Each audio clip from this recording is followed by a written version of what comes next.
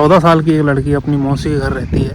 रहने के दौरान उसके मौसी के जो ससुर होते हैं वो उसके साथ रेप करते हैं। जब वो रेप करते हैं तो उसके बाद जब उसकी माँ को पता चलता है तो उसकी माँ थाने पहुंचती है शिकायत लेकर, लेकिन पुलिस शिकायत लिखने के बावजूद कोई कार्रवाई नहीं करती है।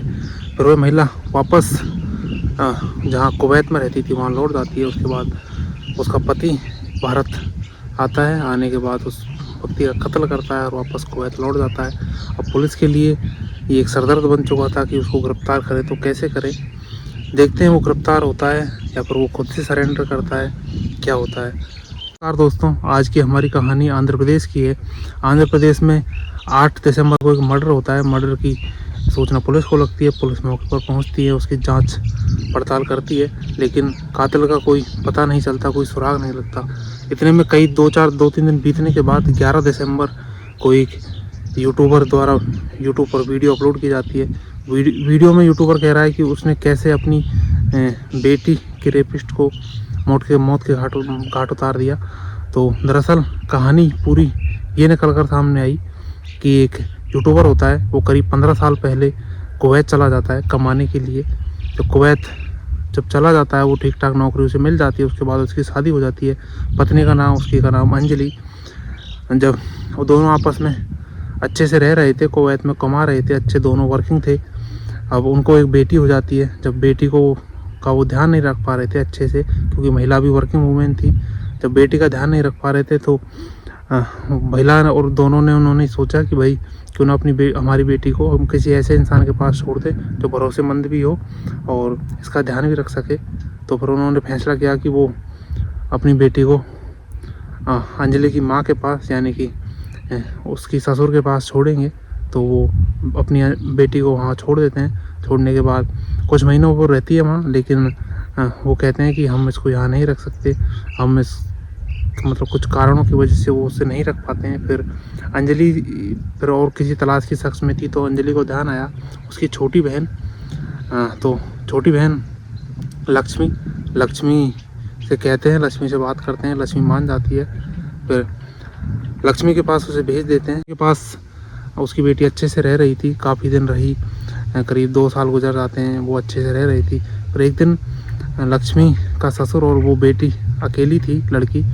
तो लक्ष्मी के ससुर उसका मौके का फ़ायदा उठाकर उस लड़की का यौन उत्पीड़न करते हैं, उसके साथ रेप करते हैं और उसे डराते हैं, धमकाते हैं। कहते हैं कि तुम किसी को बताओगी तो तुम्हें जान से मार दूंगा और तुम्हारे माँ बाप को मार दूंगा।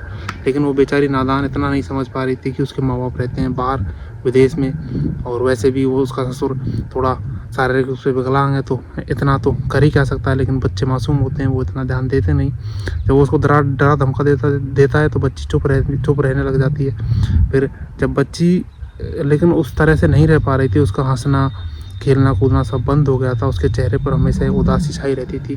तो लक्ष्मी ने उससे पूछा, बेटा क्या हुआ?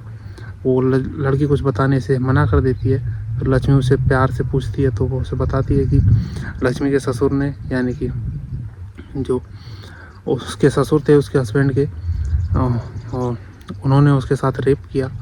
और जब फिर लक्ष्मी ये सुनकर सन्न रह जाती है।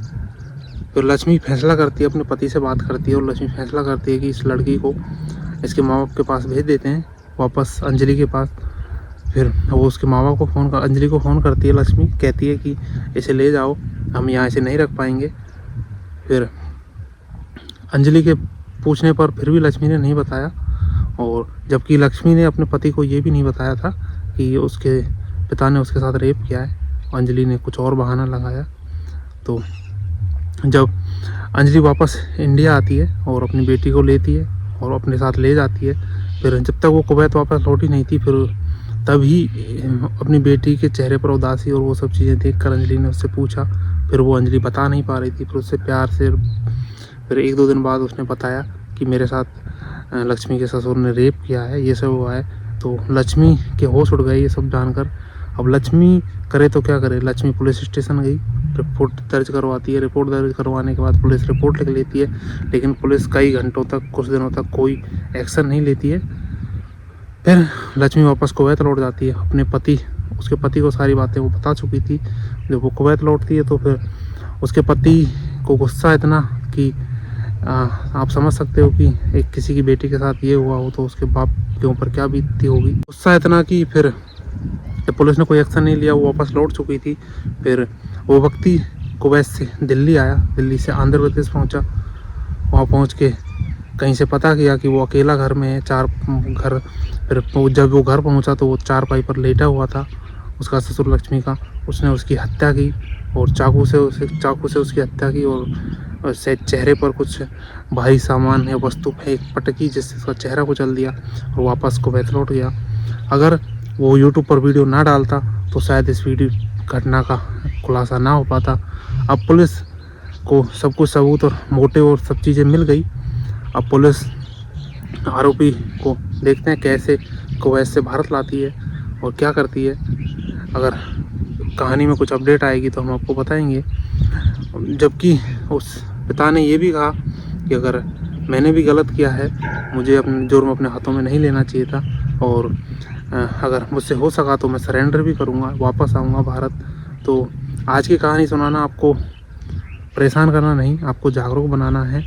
और कहते हैं ना कि बेटियों के कोई सगे नहीं होते, माँ बाप सगे होते हैं सिर्फ, और कभी कभी तो उनके बाप भी उनके सगे नहीं होता, उनकी होती है तो सिर्फ एक माँ सगी होती है। तो अपने बच्चों को ऐसे किसी के पास ना छोड़े, खासकर बेटियों को, क्योंकि किसी का कोई भरोसा नहीं है।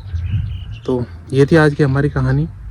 ऐसी और कहानी भगवान से मैं दुआ करता हूँ मुझे सुनानी ना पड़े। और क्राइम की कहानी सुनने के लिए हमारे चैनल को सब्सक्राइब करें। अगर ये वीडियो आप फेसबुक पर देख रहे हो तो फेसबुक पेज को फॉलो करें। मिलते हैं किसी नई कहानी में, तब तक